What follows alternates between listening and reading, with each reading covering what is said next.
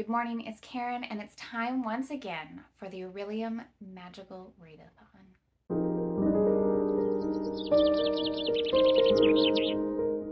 Every year, G over at the Book Roast loves to create, well, she's been creating this fully realized fantastical world where you basically go to school and you seek to become this career of your choice. It's fully imagined and it is so fun. She has 2 different semesters. The spring semester is in April and the fall semester is in August. This is now my 3rd year participating, so I'm in my 3rd year as a mathematician. I picked this career to start out because it has low stakes. Spring equinox always asks for 3 books, that's it. The autumn always asks for 4. So I am guaranteed success. I tend to usually overshoot those 3 books and I read some extra ones, so it makes me feel like I'm taking extra credit courses. It's got a really cool write-up. She's done a ton of work and I just absolutely adore it. I will link her video below if you want to see what she's talking about. I'll link the announcement video for this year and the introduction video because I think that'll help clarify some things. Every year is the exact same 3 courses: alchemy, inscription, and in psionics and divination. Because we're doing the Orilium this month, I am not going to be drawing from my 3 jars. However, there is one prompt that requires me to draw, so we still get a little bit of excitement. So the first course that I have to take is alchemy, and that's to read a book with a circle on the cover. I have had this book on my holds list for a while. I need an audiobook. I usually have an audio, an ebook, and a physical on the go at the same time. So my audiobook will be The Book of Love. This one struck me as really interesting.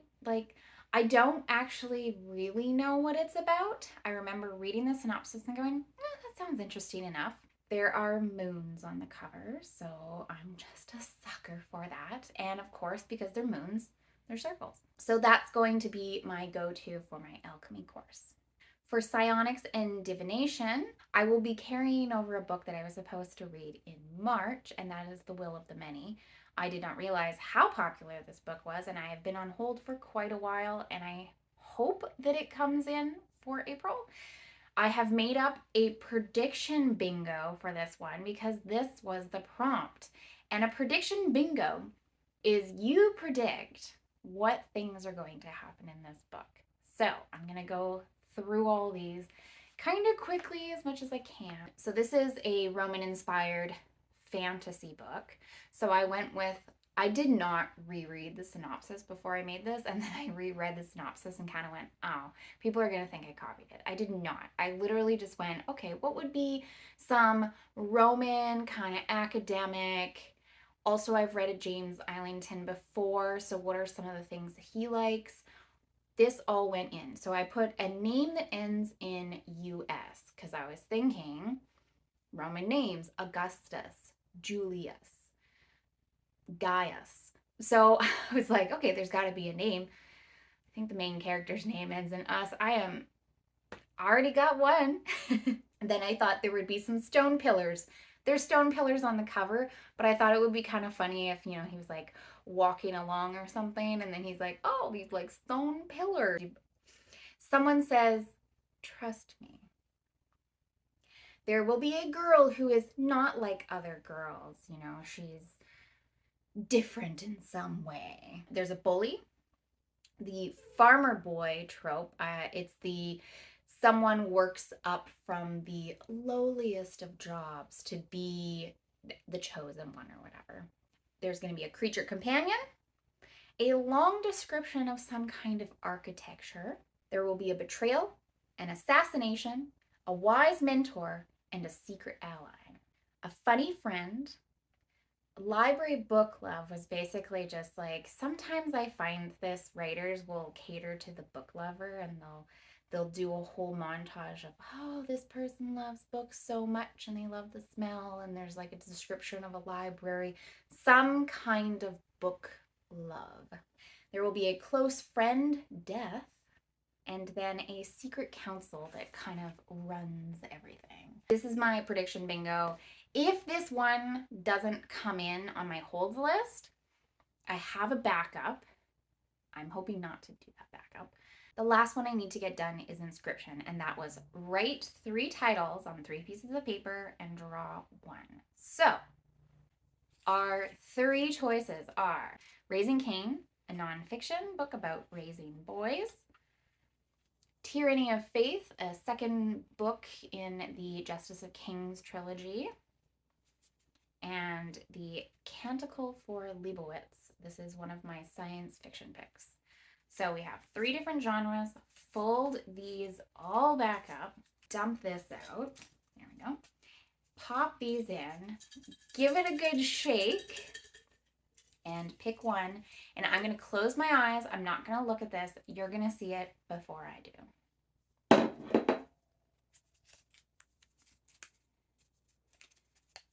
Okay, this might not be upright. I can always turn it this way. Okay, let's see what we got. Raising Cain. Okay, I'll grab the book. Pop all these back in. Raising Cain. So when I was early on in my teaching career, I remember stating to a retired male teacher that the one spot that I felt I wasn't as strong in was understanding boys. He recommended this book called Raising Cain. I had been on the lookout for this book for such a long time, and I mentioned it to my husband, and he went and found it.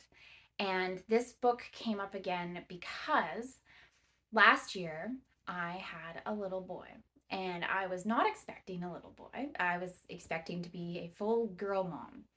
And I think this is the right time for me to read this.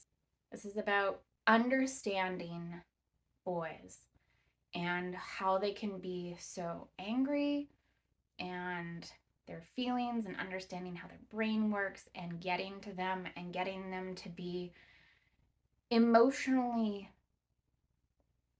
understanding. The author shed light on the destructive emotional training our boys receive, the emotional miseducation of boys. I have been looking for this book since 2012.